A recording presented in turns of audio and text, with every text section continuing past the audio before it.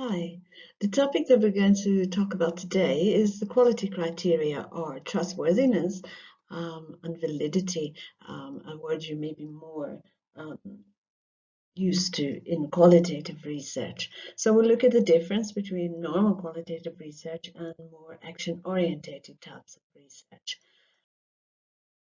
Okay, so in traditional qualitative research, we follow what we call a transactional approach as opposed to a transformational approach in PALA. So in any other kind of participatory forms of research or action research, we're trying to transform things to bring about a difference. Therefore, the transformational approach, whereas a qualitative approach is transactional.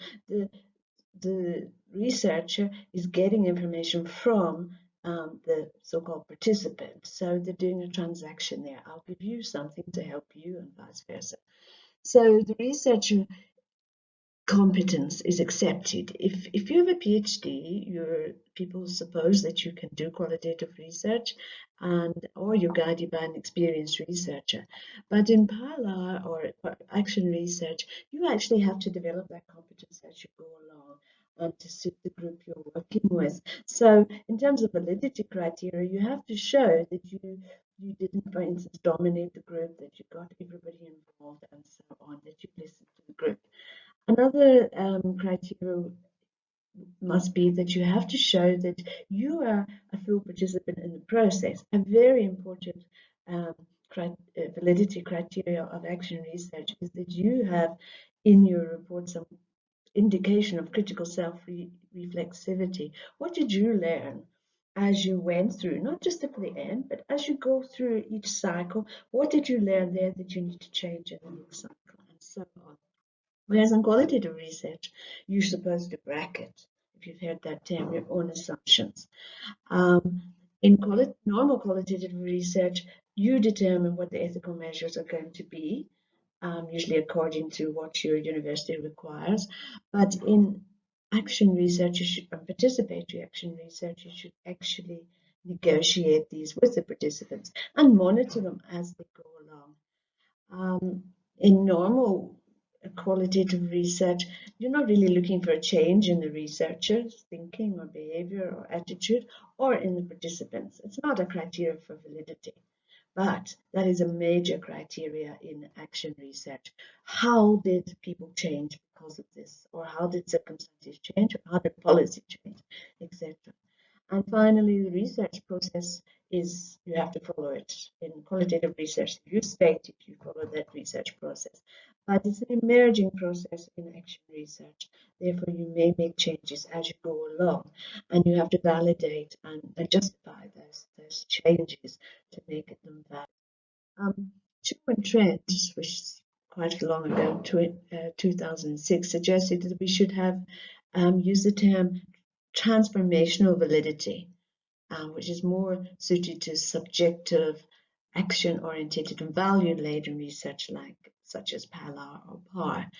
Heron Anderson are the people who, well, I don't think they invented these terms, but they put them all together for action research, and I find them very useful.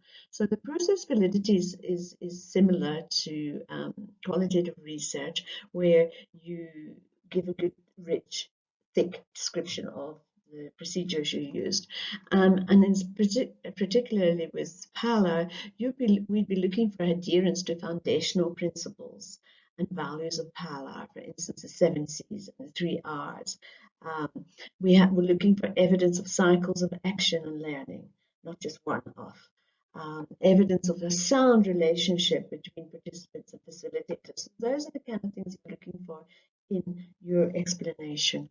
Dialogic validity, as you're discussing and dialoguing in the action research group, are the voices of the participants being acknowledged, and are they included in all decision making and so on? So is there evidence that this was a dialogue and not just something that the researcher decided on? Catalytic validity. Now that's very important. A catalyst is something that starts off another reaction. So has doing this research made people more enthusiastic to continue to do or to change in different ways, to advance their studies, to become involved on a long-term basis, to sustain their learning, their communities of practice, and so on. So that is it. So you're documenting incidents that show people's agency, both within and beyond the project, and the changes in their lives beyond the project. Democratic validity, evidence that research that is done in collaboration with all parties have a stake in the problem under investigation. In other words, you are not just deciding as a researcher yourself what should happen, but it is a collaborative decision making, and that you're taking in even especially dissenting perspectives into account. And finally, outcome validity. Did you achieve the outcomes that you set? The knowledge, did you generate the knowledge you wanted? Did you change people's attitude, emancipate the thinking, or did they change their own attitude actually? And did you achieve practical outcomes where was the situation improved? And that includes you as a researcher yourself. And documentation of unexpected outcomes, and learning through failing forward. And I'm going to talk a bit more about what I mean by failing forward now, is that in action research, we don't see something that didn't go quite as expected as a failure, but it's a learning experience. So you don't fail, you actually fail forward, as though you're falling forward, but now you're failing forward because you're learning from your so-called failures, if you understand that. So to summarize, to enhance validity in action research, it is actually enhanced by reflections on the tensions, on the paradoxes, on the so-called failures. If you reflect on decisions that you made, but at the same time you're saying, okay, maybe if we'd made another decision, we've missed these possibilities because we didn't make another decision.